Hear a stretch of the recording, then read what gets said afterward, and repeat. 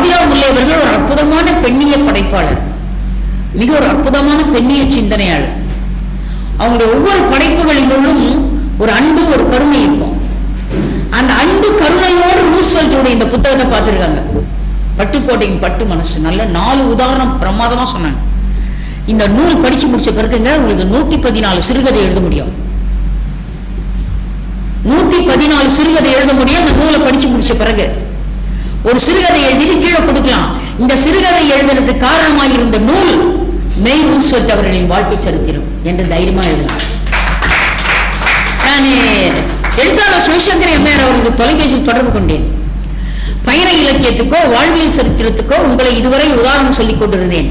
ஆனால் பட்டுக்கோட்டையின் பட்டு மனசு என்ற நூலை படிச்ச பிறகு நீங்க உங்க உள்ளத்தில் இருக்கக்கூடிய கருத்துக்களை எல்லாம் மீனாட்சி என்ற எழுத்தாளரிடத்தில், ராணி பத்திரிகையினுடைய ஆசிரியர் மீனாட்சி அவரிடத்தில், அவரை பக்கத்தில் உட்கார வச்சு ஒரு நாளைக்கு 3 மணி நேரம் உங்க வாழ்க்கை சரித்திரத்தை நீங்க சொல்லி சொல்லி சொல்லி மீனாட்சி அதை தொலைபேசியில் பதிவு செய்து, அவள் உள்ளத்தில் பதிவு செய்து, அவள் வீட்டில் உட்கார்ந்து கிட்டத்தட்ட 350 பக்கத்துக்கு சிவசங்கரி அம்மையாருடைய வாழ்க்கை சரித்திரத்தை சூரிய வம்சம் என்று எழுதினார்.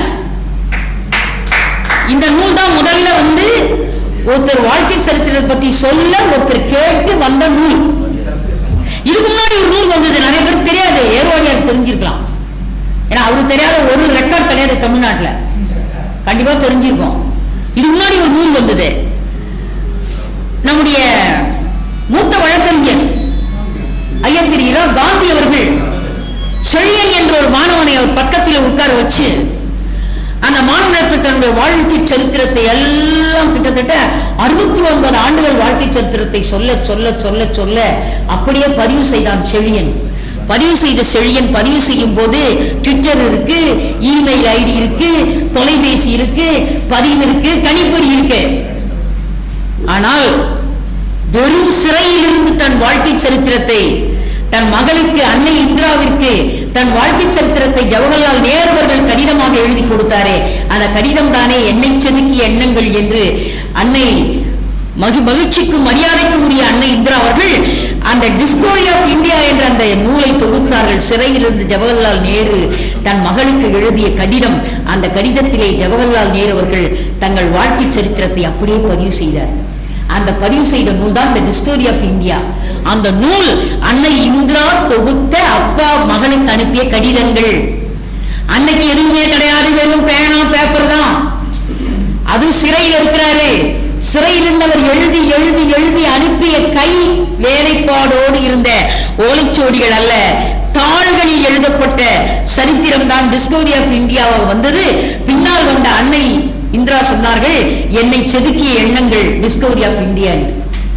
அது ஒரு வாழ்க்கை சரித்திரம். அங்கே சரித்திரம் ஜவஹர்லால் நேருவால் எழுதப்பட்டு அன்னை இந்திராவுக்கு அனுப்பப்பட்ட கடிதங்கள் பிரசுரிக்கப்பட்டு கடிதங்கள் பதிவு செய்யப்பட்டு நூலாகியது. எளிமையான வேலை அது.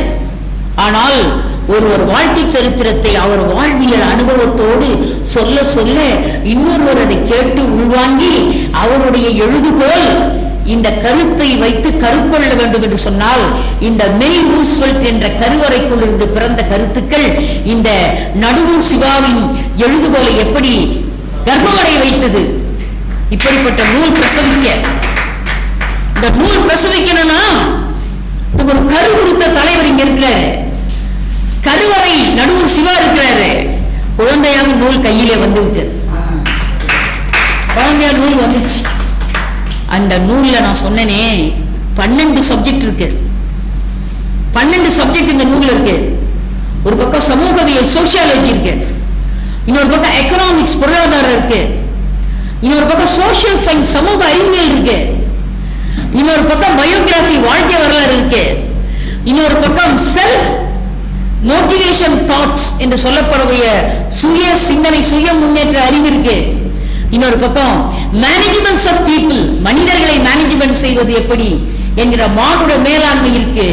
அதற்கு மேல அலைகடலுக்கு அப்பால் ரூஸ்வெல்ட்டினுடைய மெய்ஞான பண்பு நலன் என்கிற பண்புடைமை உள்ள இருக்கு.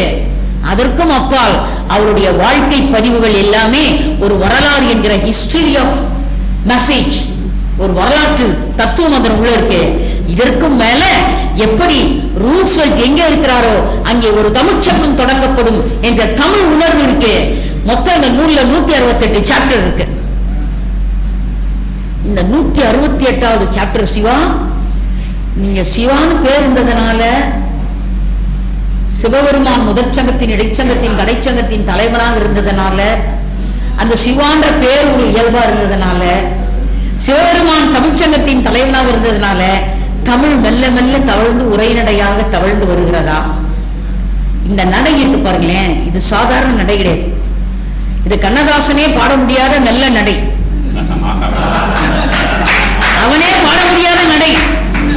இந்த நடைக்குள்ளே ஒரு நயம் இருக்கிறது சிவா, அந்த நயத்துக்குள்ளே ஒரு வலி இருக்கிறது, அந்த நயத்துக்குள்ளேயும் ஒரு வலி இருக்கிறது. அந்த வலியை திறப்பதற்கு எழுத்தாளர் சிவாவின் எழுதுகோள் என்ற ஒரு கீ நம் கையில் இருக்கிறது. அந்த கீயை போட்டு இந்த புத்தகம் என்கிற பூட்டை திறக்கப்படுகிற போது உள்ளே இருந்து ஒரு செய்தி வெளிப்படுகிறது. அதுதான் மேரி ரூஸ்வெல்ட்டினுடைய வாழ்க்கை நலம், அவருடைய வாழ்வியல் ஞானம் இங்கே வெளிப்படுகிறது. ஏன் களவாளர்களால் கூட கைவாடப்பட முடியவில்லை சுயசரிதை என்று இப்பொழுது புரிகிறது. ஒருவேளை அவன் தொற்றுவதால் கூட வலித்திருக்கும். ஏன்னா பயோகிராபி எல்லாமே வலியின் வெளிப்பாடு.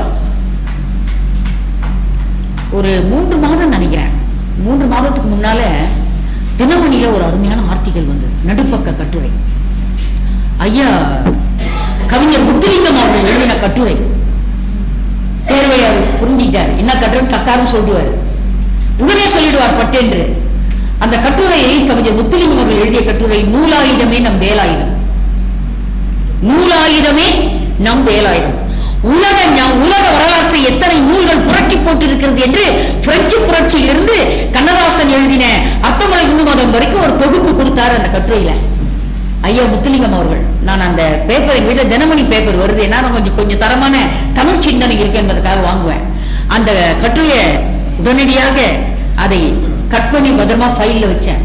தலைப்பு நூலாயுதமே நம் வேலாயுதம். ஒவ்வொரு நாட்டிலும் புரட்சி நூல்களால் வந்திருக்கிறது என்பதை ஒரு தொகுப்பு கவிஞர் முத்துலிங்கம் அந்த நூல்ல கொடுத்திருக்கிறார், அந்த கட்டுரையில கொடுத்தார்.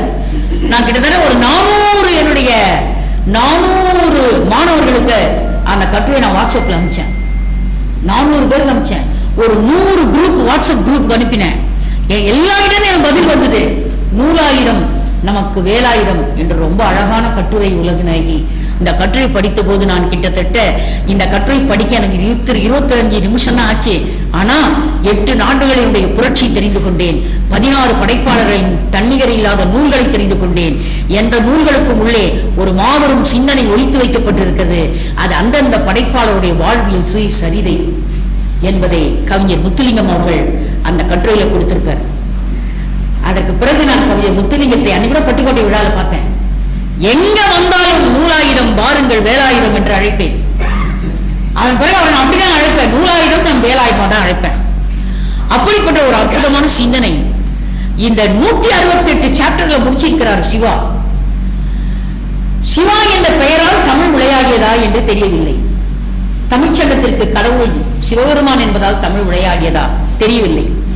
ஆனால் 168வது எண்ணை கூட்டுத்தொகை செய்து பார்த்தால் 6 வருகிறது, கூட்டு எண் 6 வருகிறது.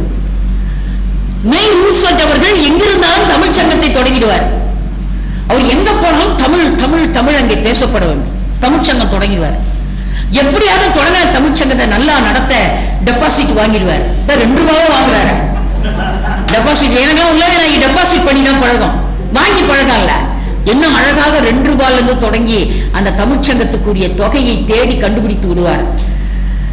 நானே இந்த மேரி ரூஸ்வெல்ட் இந்த பெயருக்கு பல அடைமொழிகளை தேடினேன். பேராசிரியர் ஆதிராமல்லை அவர்களே, ஒரு இடத்துல கிடைச்சது, சேக்கிழார் பெருமானிடத்தில் பெரிய புராணத்தில் கிடைச்சது, அங்க கிடைச்சது எனக்கு. இந்த மேரி ரூஸ்வெல்ட், மேரி என்று இந்த வார்த்தையை ஏன் சேக்கிழார் போட்டார்? அதாவது பொய்யான வேடம் புரிந்த முத்தநாதன் வந்துட்டான், அவன் உடலெல்லாம் விபூதிய பூசிட்டான். விபூதி அணிவது என்பது வேறு, பூசுவது என்பது வேறு. திலகவதியார் நாவுக்கரச பெருமானுடைய நெற்றியில் இட்ட போது அது அணிகலன், நெற்றியில் திருநீரை இட்ட போது திருநீர் அணிகலன்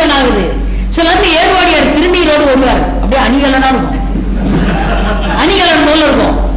அம்மா சொல்லுவாங்க வீட்டுல இருந்து கிளம்பும் போது திருநீர் வைங்கன்னு, அப்படியே ஃப்ரெஷ்ஷா கார்ல இருந்து வந்து இறங்குவார். லேசா ஒரு பீட்டு இருக்கும். அப்பெல்லாம் நீங்க திலகவதியார் நாவுக்கரசருடைய நெற்றியில் வச்ச அந்த அணி சுந்தரமாவது நீர், அணி சுந்தரம் தான் தெரியும், சுந்தரமாவது நீர் தெரியும்.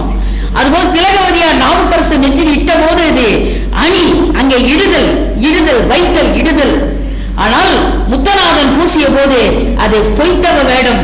அந்த பொய்த்தவ வேடத்துக்கு அவன் பூசிட்டு வந்த விபூதி, விபூதி அணிந்ததுன்னு சொல்லல, பூசியதுன்னு. திலகவதியார் இட்ட போது விபூதி அணிகலன் ஆகியது, முத்தநாதன் எடுத்து பூசிக்கொண்ட போது அது அணிகலன்ல பொய்த்தவ வேடம். பொய்த்தவ வேடம் தானே சேக்கிழார் பாடி இருந்தோம், பாடல. மெய்த்தவ வேடம் பூண்டு அப்படின்னு எழுதுறாரு சேக்கிழார். ஏன் எழுதுறார் என்று கேட்டால், பொய் என்ற சொல்லுக்கு ஆப்போசிட் எதிர்ச்சொல் மெய்தானே இருந்திருக்க வேண்டும். அப்ப ஒரு பொய்த்தவ வேடம் சொல்ல சொன்னவர் பொய்த்தவ வேடம் புடுன்னு சொல்லிருந்தோம். ஆனா மெய் தவ வேடம் புடுன்னு ஏன் சொன்னார்னா, இறுதி வரை மெய்யோடு உண்மை என்ற ஒரு மெய்யோடு வாழ்ந்து கொண்டிருக்கக்கூடிய நாயன்மாரை தாக்குவதற்கு அந்த தவ வேடம் வந்தது, அது பொய்த்தவ வேடம், எதிரே இருப்பது மெய் என்று சொன்னார். அந்த மெய் சொல்லிட்டு தான் இந்த சிவாவினுடைய எழுதுகோளுக்கு கருப்பொருளானார் என்று நான் எண்ணி பார்த்தேன். நண்பர்களே, இந்த நூல் நமக்கு ஒரு மிகப்பெரிய அரிய தகவலை தருது. அதாவது ஒரு நூல் வெளியிடப்படுகிற போது 100 சிறைச்சாலைகள் மூடப்படுகிறது என்பது உலக ஞானம், உலக பொன்மொழி. ஒரு நூல் வெளியிடப்படுகிற போது 100 சிறைச்சாலைகள் மூடப்படுகிறது என்பது உலக பொன்மொழி. மேய் ரூஸ்வெல்ட் அவருடைய இந்த புத்தகத்தை எடுத்து படிக்கும் போது, நடூர் சிவா செய்த புரட்சி 2 புரட்சி. ஒன்று, இன்னொருவருடைய சரித்திரத்தை உள்வாங்கப்பட்ட அந்த சரித்திர வரலாறு தான் அனுபவிப்பது போலவே இருந்தால்தான் எழுத்து நடை நடந்து வருவது போலவே இருக்கும். இல்லை என்றால் எழுத்து நடை குழப்பமாக இருக்கும். ஏன்னா எத்தனையோ படைப்பாளர்களை குழப்பவாதிகளாக ஆக்குற காலம் இந்த காலம். குழந்தைகள் அதிகமாக சிந்திக்கிற காலம் இந்த காலம். மனத்துக்கு மாசிலனாதல் அனைத்திறன் ஆவல நீர பிற என்று வகுப்பறையில் குரல் எடுத்துக் கொண்டிருக்கிறேன். மாணவி சொன்னால் வள்ளுவர் மிக அதிகமாக பேசுகிறார். உண்மைக்கு அடிதானமா, 7 சீர்தானமா? இல்ல, நான் வள்ளுவனா இருந்திருந்தால் 4 சீர்தான் சொல்லியிருப்பேன். சொல்லுமான மனத்துக்கு மாசிலனாதல் அனைத்திறன் ஆகுல நீரப்பிற என்ற குரலை எங்கள் கல்லூரி மாணவி வகுப்பறையில் சொன்னா, மனதளவில் செய்வது அறம், மற்றவை ஆரவாரம்.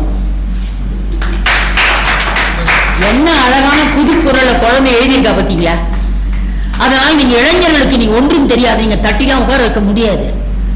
அகவை 80 கடந்த ரூஸ்வெல்ட் அவர்களுடைய வாழ்க்கை சரித்திரத்தை அகவை 45 கடந்த ஒரு நடுவூர் சிவா சிந்திக்கிறார் என்று சொன்னால், 40 கூட வராத ஒரு சிவா சிந்திக்க முடிகிறது என்று சொன்னால், இக்காலத்தில் இப்படிப்பட்ட மெய் ரூஸ்வெல்ட்கள் இருந்தால்தான் பொய்த்தவ வேடத்தை ஓட்ட முடியும்.